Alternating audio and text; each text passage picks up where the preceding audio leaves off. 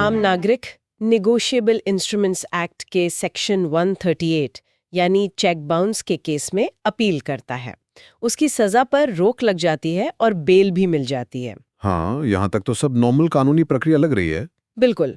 लेकिन 8 साल के लंबे अपीलेट इंतजार के बाद एक दिन उसे हर्पे ज़ोस्टर हो जाता है, यानी शिंगल्स जैसी बेहद दर्दनाक बीमारी। अरे बाप रे, ये तो वाकई बहुत तकलीफदेह होता है ना?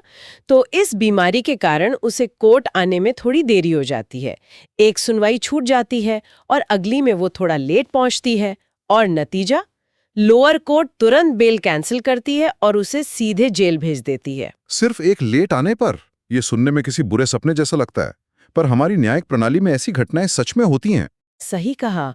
और यही वजह है कि आज की इस गहरी चर्चा में हम Meenakshi v state of Haryana 2026 के सुप्रीम कोर्ट जजमेंट के दस्तावेजों को खोल कर देख रहे हैं। हम चाहते हैं कि लोग समझें कि कैसे कोर्ट की एक छोटी सी प्रोसीजरल टेक्निकलिटी, हाँ, एक मामूली सी टेक्निकलिटी भी, बिल्कुल, कैसे वो आज़ादी छीन सकती है।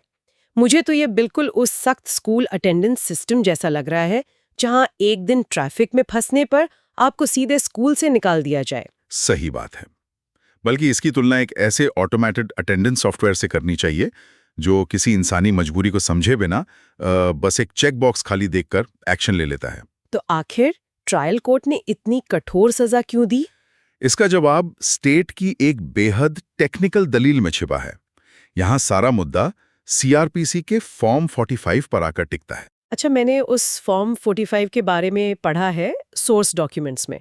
बुनियादी तौर पर ये एक स्टैंडर्ड बेल बॉन्ड डॉक्यूमेंट है ना? जिसमें अक्यूज्ड हाजिर होने का वादा करता है। हाँ, एग्जैक्टली वही स्टैंडर्ड फॉर्म। लेकिन मेरी समझ में ये नहीं आ रहा कि एक अपील जो 8 साल तक चल रही हो, वहां इस फॉर्म को एक हथियार की तरह क्यों इस्तेमाल किया गया? अपील में तो अक्यूज्ड की फिजिकल प्रेजेंस की उतनी जरूरत नहीं होती जितनी ट्रायल के वक्त होती है। सही पकड़ा आपने। सजा तो पहले ही सस्पेंडेड होती है और यही इस केस का सबसे बड़ा पैराडॉक्स है। स्टेट के वकील ने इस फॉर्म की एक बहुत ही ड्राई रीडिंग की। उनका तर्क था कि बॉन्ड पर साइन करने का मतलब है अपील की हर एक रूटीन हियरिंग में फिजिकली हाजिर होना ही पड़ेगा। हर एक सुनवाई में 8 साल तक अपील के दौरान व्यक्ति की हाजिरी केस को आगे बढ़ाने के लिए सच में जरूरी है भी या नहीं? तो इसका मतलब उन्होंने कानून के मकसद को छोड़कर सिर्फ कागज पर लिखे शब्दों को पकड़ लिया। बिल्कुल। लेकिन सोर्सेज में एक और डिटेल थी जिसने शायद लोअर कोर्ट को नाराज किया होगा। अक्यूज ने इन 8 सालों में 6 बार अपना वकील बदला था। हाँ, 6 बार। ये एक बड़ा फैक्टर था। जाहिर है इससे केस डिले हो रहा था, तो शायद इसीलिए जज ने गुस्से में आकर सीधे अरेस्ट वारंट निकाल दिया। देखो, नाराजगी समझ आती है। डिले कोर्ट का बहुत वक्त बर्बाद करता है। पर सुप्रीम कोर्ट ने यहाँ एक बहुत महत्वपूर्ण सिद्धांत तय किया। उन्होंने स्टेट की उस रिजिड इंटरप्रिटेशन को पूरी तरह नकार दिया। यानी उन्होंने उस ड्राई रीडिंग को गलत माना। हाँ, कोर्ट ने साफ किया कि पर्सनल लिबर्टी यानी व्यक्तिगत आजादी इन प्रोसीजरल टेक्निकलिटीज से कहीं ऊपर है। इसीलिए एससी ने लोअर कोर्ट के रवैये को अपॉलिंग एंड शॉकिंग बताया। अपॉलिंग एंड शॉकिंग, ये काफी कड़े शब्द हैं सुप्रीम कोर्ट के लिए। बहुत कड़े शब्द हैं।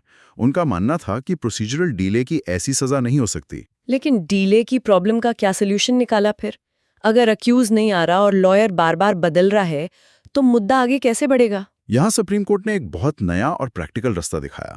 उन्होंने नियम बनाया कि ऐसी स्थिति में ऑटोमेटिक अरेस्ट वारंट निकालने के बजाय जज को एक एमिकस क्यूरी नियुक्त करना चाहिए। एमिकस क्यूरी यानी कोर्ट द्वारा नियुक्त एक सहायक वकील। एग्जैक्टली, जो उस केस में रिकॉर्ड के आधार पर आगे की बहस कर सके और केस रुका ना रहे। ये मैकेनिज्म तो बहुत लॉजिकल है। इससे अपील की सुनवाई भी नहीं रुकेगी और किसी की बेल कैंसिल करके उसकी आज़ादी भी नहीं छीननी पड़ेगी। सही बात है। अरेस्ट वारंट तो आखिरी रास्ता होना चाहिए, ना कि पहला रिएक्शन। तो इन सब का जमीन पर क्या असर दिखने वाला है? इस एक फैसले का जो रिपल इफेक्ट है वो काफी बड़ा लग रहा है, खासकर डिस्ट्रिक्ट कोर्ट्स के लिए। बहुत बड़ा असर होगा।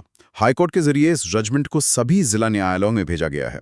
इसका सीधा असर ये होगा कि अब मैकेनिकल बेल कैंसलेशंस पर रोक लगेगी। यानी अब लोअर कोर्ट्स बिना सोचे समझे सीधे वारंट नहीं निकाल सकेंगे? बिल्कुल नहीं।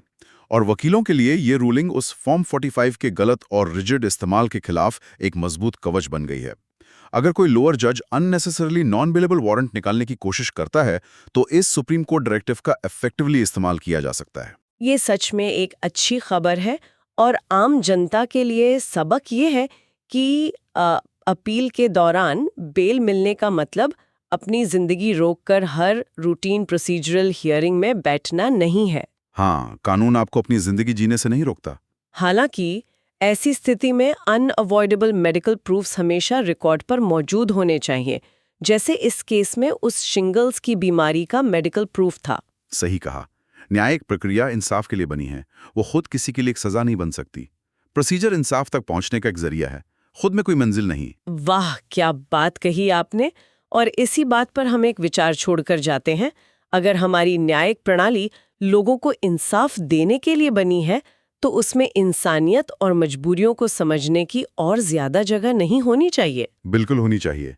क्या हमें ऐसी लीगल टेक या ऑटोमेटेड सिस्टम्स के बारे में नहीं सोचना चाहिए जो इस कागजी कार्रवाई और तारीखों की गुलामी से आम नागरिक को आज़ाद कर सकें? ये एक ऐसी दिशा है जिस पर आगे जरूर सोचा जाना चाहिए।